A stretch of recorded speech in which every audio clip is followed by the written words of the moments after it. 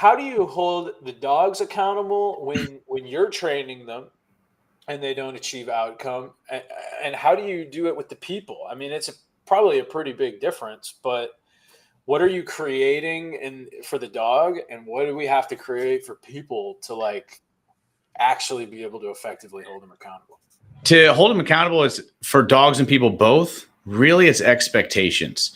So if I'm training a dog versus one of my guys and I put in 4 times as many reps with a dog in an hour and he says the dog's not smart and he's just working the dogs 4 times slower than I am, we have an expectations issue. This is the pace that I'm expecting you to work with this dog, or this is the pace that this dog can handle, etc. But this is why the checklist helps with those expectations, because we know, hey, if most dogs can do it in a day and a half, save whatever time frame that we need them to do, and we give you 2 days, the expectation is if it's not done, you didn't manage your time well, or you didn't actually put enough repetitions in, right? Or the worst one is or you weren't clear. The dog's not clear on what you want them to do, in which case we need to go back to just more training basics. So you hold them accountable for the result. Yes, we have to. The result is all that our client cares about. Right. And that's the accountability focus for you. It's not about if result isn't achieved, we do X, Y. It's not carrot and stick so much as it is. It's conditioning. Yeah. It's the result conditioned or is it not? So like I tell my guys, hey, the dog doesn't lie. Like when I say sit, the dog doesn't lie. He's sitting or he's not sitting. He gets it or he doesn't get it. It should be black or white. Right? He's not he might be a smart dog, but they're still capping out around a 2.5-year-old child's mentality. Right. So when I take the dog and I walk him on a leash, he either pulls, in which case he doesn't know heel yet, or he walks by my side. It's going to be one of the two. So for me, I'm like, hey, the dog doesn't lie. He either gets it or he doesn't. Either you were clear with him or you weren't. If you weren't clear with him, cool. Let's retrain him. But then we need to know, like, hey, if you did all these hours on the dog, why weren't we clear?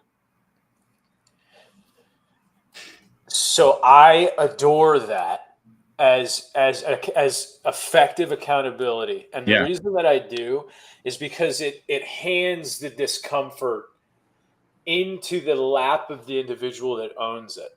Yeah. It's not you're bad. It's not what did you do wrong. It's not, it's this is the result that you got. And you're my trainer. And my expectation is X and you have delivered Y. And we need to figure out why that is the case. Yes. Because we can't do that. And it gives them the autonomy and the ownership of I own this problem and I get to work to solve it. Yes. And it also allows for the conversation to be had without you ruling. You're working with them. So good. You know what I mean? Yeah. Like, no, this is the outcome we got. I need to work with you so we get a better outcome. So many people get caught up in accountability of like, well, you didn't. And they kind of take that where it's not supposed to go. If you're the leader, right? Like if you're the trainer of a dog, if they didn't get it right, you got to get them to get it right. And that's on you as the trainer. Right. If you're training people and they're not getting it right, there might be circumstances you need to figure out, but don't take a ruler approach. Right. Figure out what is going on and why, because that's where your agency as a leader is, from my perspective.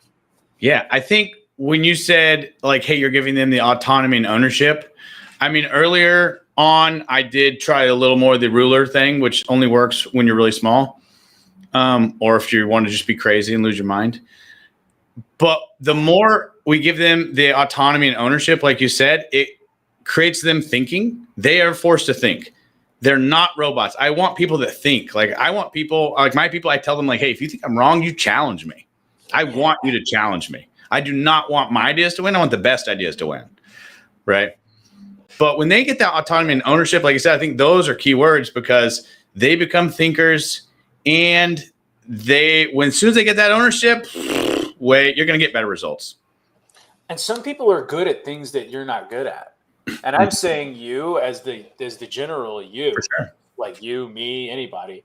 And if you give somebody the autonomy to solve a problem and then they'll solve that how they're good at solving problems.